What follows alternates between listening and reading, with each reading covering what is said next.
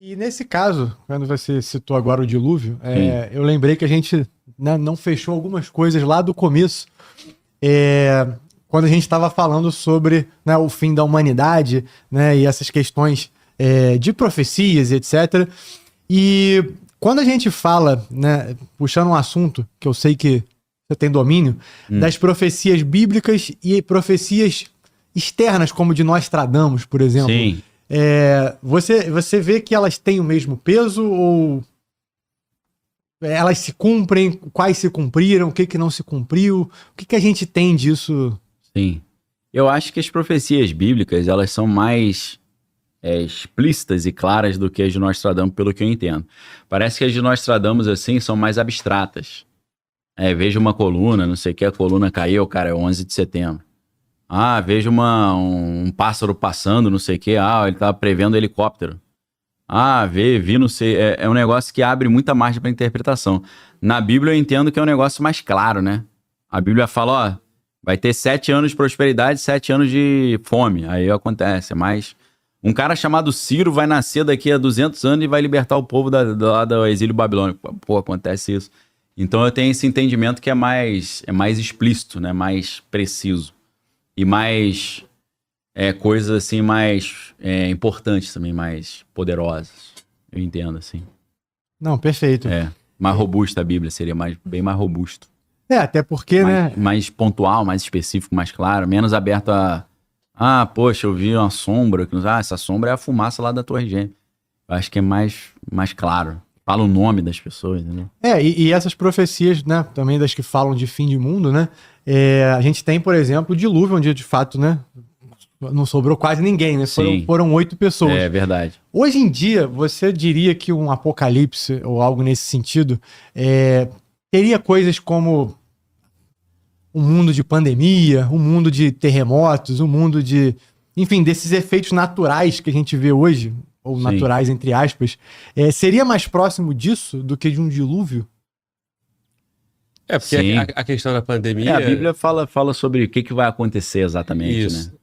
né? Nem falar na questão da Bíblia. A pandemia, assim, vão dizer que foi uma coisa do homem, né? Para redução de... Tem essa ideia populacional. Populacional e tal. E aí que o Covid seria só um experimento, né? Que tem algo muito pior por vir, né? Tá, isso aí seria o homem manipulando, né? O homem fabricando. Mas acho que na pergunta dele é mais no sentido bíblico, seria isso? No sentido de se isso poderia se encaixar numa descrição, ainda que não literal. Seria que se o homem pode fabricar o apocalipse, é isso que você tá perguntando? Também. Hoje o homem tem capacidade de fazer um apocalipse se ele quiser, né? Só com a bomba atômica você já faz um apocalipse, você já cria um inverno nuclear, aí o céu se escurece, não tem mais sol. Então a Bíblia fala sobre tudo isso que vai acontecer, né? Será que é um inverno nuclear? Pode ser também. Então, assim, eu já pensei muito sobre isso. Na prática não faz muita diferença se o apocalipse é uma causa natural ou se é fabricado. O negócio é se vai acontecer ou não. E isso vai acontecer parecido com o que a Bíblia está falando. Hoje, várias coisas que acontecem no apocalipse, epidemia, cometa caindo, o sol se escurecer, o homem pode fabricar isso tudo, pô. Já tem uma patente de um equipamento bélico do exército americano que é conseguir mudar a rota de meteoro e jogar o meteoro na Terra, pô. Entendeu? Controlar o meteoro e mirar num lugar e jogar. Então, cara, se até isso os caras já estão, não sei se eles conseguem fazer, mas pensando, ele pode, às vezes a Bíblia enxergou algo que o homem fez, pô. Pode ser isso também, né? Ou o Criador já previu tudo isso. Já sabia que ia permitindo que o homem faça. Isso, ia desembocar nisso. Porque, assim, de fato, se o apocalipse vai vir de forma natural ou provocado, para nós não vai mudar. Sim, Mas, assim, pro desfecho da história... às vezes acontece esse apocalipse fabricado e aí Deus desce e fala, não, parou. Aí você tá destruindo meu jardim aqui, minha hortinha. Aí eu não permito. Às vezes tem uma intervenção por causa... O que está escrito não é isso. Quer ver um exemplo simples? A Bíblia fala que no final dos tempos já haveria um aumento do número de terremotos, de quantidade e intensidade. Os terremotos estão aumentando, inclusive, por causa humana. Uma das maiores causas de terremoto hoje é fracking, que é o petróleo xisto betuminoso, é exploração de lençol freático, entendeu? Então pela ação humana tá tendo mais terremoto, pô. Porque o homem tá mexendo no subsolo. Então, será que a Bíblia estava prevendo um evento natural ou ela já sabia que o homem ia ficar futucando ali, ia ter mais terremoto? Hoje a gente sabe que a Coreia do Norte faz teste nuclear no subsolo e gera terremoto de 5 graus, por 6 graus. Às vezes é isso também, né? O que eu tô querendo dizer é que não descredencia a Bíblia, né? Não tira o poder dela. Às vezes ela tá enxergando algo que o homem vai fazer. E parece que tem alguns caras malucos que querem implementar um apocalipse de propósito, né? O Donald Trump, ele fala sobre isso. Ele fala que ele tem que mudar logo a embaixada lá para Jerusalém, porque tá vindo apocalipse aí para ele acelerar a conclusão do final dos tempos. Fala, pô, que maluquice é essa?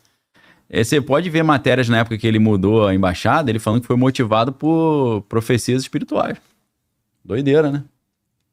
Não é uma coisa que ele descarta, não. Ele fala abertamente. Tá, aí estamos falando do apocalipse, pô, como é que seria esse dia, cara? Então, o como é que você visualiza isso? Não, aí? Então, a forma que ele vai vir, né? Qual vai ser o evento, né? Mas... O Apocalipse na Bíblia é um período de 7 anos, dividido em 2 partes de 3 anos e meio. E o Apocalipse começa, esse período que a Bíblia chama de Grande Tribulação, começa com o anticristo ele trazendo paz a Israel, ajudando a assinar um acordo de paz. E aí, com essa assinatura do acordo de paz, ele vai trazer ali uma tranquilidade para a região. E de alguma forma que a Bíblia não explica tão claramente, ele vai conseguir reconstruir o templo de Jerusalém, que hoje, no local onde era originalmente, né? Hoje lá tem o Domo da Rocha e a Mesquita de Al-Aqsa, né? De alguma maneira ele vai encaixar o templo ali e ele vai ter 3 anos e meio assim de paz, de um ambiente tranquilo. Depois de 3 anos e meio ele vai se revelar, falando que não, eu sou o anticristo mesmo, isso tudo foi para enganar vocês, está proibido qualquer religião. Só eu posso ser adorado. E aí ele vai começar a perseguir aqueles que não obedecerem, né? E ele vai começar a perseguir um grupo dos judeus que não quis seguir essa ordem. Aí tem aquela teoria dos 144 mil, né? Que os testemunhos de Jeová gostam muito.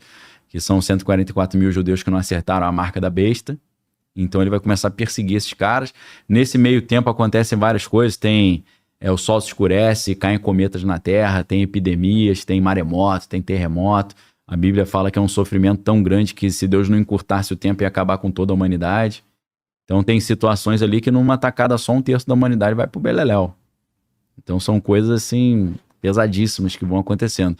Só que tem um escape, né? Porque tem a teoria do arrebatamento em que quando o anticristo realmente começar essa fase de perseguição, Deus vai levar todos aqui, Jesus vai levar todos aqueles que creem nele e os caras vão ficar blindados dessa perseguição aí, né? Então essa esperança aí que fica pra quem leva as coisas a sério, né? Segue a risca de, na hora que o bicho pegar fogo aí, tu sair fora da linha na pipa aí, né? Antes, né? Na hora que for ficar bravo ali, tu sai fora. Aí o anticristo vai tentar destruir o Israel e tal, quando ele estiver quase destruindo. Resumindo de forma bem grosseira, né? O Apocalipse tem acho que 22 capítulos, é coisa pra caramba que acontece. Aí Jesus vem dos céus e derrota o anticristo e destrói o exército do anticristo e reina fisicamente na terra durante 1000 anos. Ele prende o anticristo e Satanás numa prisão espiritual lá. Eles ficam 1000 anos presos e Jesus fica reinando na terra durante 1000 anos. Aí depois tem uma outra guerra. Essa primeira guerra que eu falei é a Batalha de Armagedon, que segundo a Bíblia vai acontecer no Vale de Megido, que é um lugar que tem lá em Israel, onde aconteceu as guerras.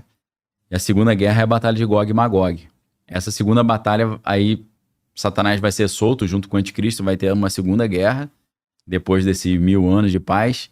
E aí, nesse período, Jesus acho que vai ser uma guerra tão grotesca que vai destruir, acho que vai prejudicar as estruturas do planeta Terra, e a Bíblia fala que Jesus vai criar um novo céu e uma nova terra. Aí é uma outra, como se fosse um mundo diferente mesmo. Mó doideira, ficção científica, né? É um resumão, violento do livro do Apocalipse, assim, 20 segundos, né? Eu tô pensando aqui, eu não sei se é bom ou ruim eu não ter lido tudo isso, né, cara? Tem hora que você vai dormir, você fica meio... isso aqui é meio pesado. Né? Tá, e aí o que tá em alerta é que tudo isso pode acontecer na nossa geração. A gente pode ver isso. Cara, não é impossível, não. Se assinarem um tratado de paz lá e reconstruir o templo, aí eu já vou pegar meu passaporte lá, já vou carimbar e falar, passa o bonde aí que tá na hora, né? Porque se isso acontecer, você vai falar, caraca, a parada que falou na Bíblia 2000 anos vai estar acontecendo aí realmente. Eu acho que um ponto importante nesse monitoramento do final dos tempos é quando o povo de Deus estava espalhado pelo mundo há 2000 anos e eles voltam, pô, morando no mesmo lugar, praticamente o mesmo mapa, falando a mesma língua. Então era uma parada aos olhos humanos impossível, porque tinha 2000 anos que não tinha Israel. Porque para ter Apocalipse tem que ter Israel. E você tem noção que do ano 70 depois de Cristo até 1948 não tinha Israel, pô. Agora tem de novo. Mas, caraca, dá pra acontecer o Apocalipse agora, pô. Então, mas em 48 já não teve um avanço aí pro Apocalipse? O que falta é só o tempo? Então, foi uma etapa. Falta o acordo de paz, que desde o primeiro dia que Israel existiu tá em guerra, e falta o templo. Essas duas são sinais poderosos.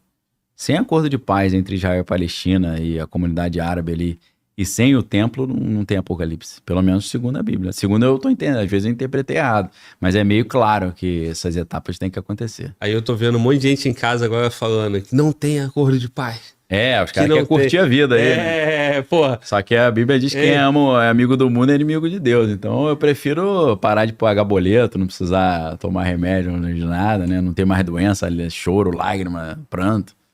É porque a Bíblia diz que quem crê mesmo em Cristo fala, vem logo, pô, que aconteça logo, né? A Bíblia chama de a bendita esperança da noiva. A noiva é a igreja esperando o noivo, que é Jesus, voltar, né?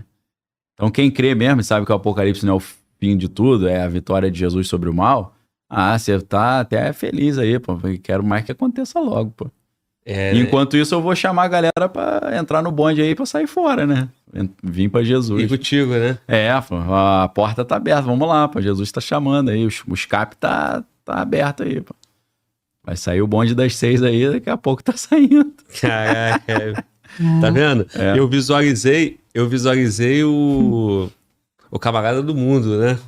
E aí você trouxe o Luiz daí. Não, eu falei, o cara que tá curtindo a vida, e fala, pô, não vem não, acaba não. Isso, mas a Bíblia fala sobre isso. E tudo isso já tá escrito. A Bíblia fala que vai ser meio de repente, os caras vão estar casando, dando-se em casamento, indo pra festa, e do nada eles vão falar, ih, rapaz, era verdade. Vão ver Jesus vindo e tal. Eu falei, agora a casa caiu, que eu me preparei, né? Achei que era lorota.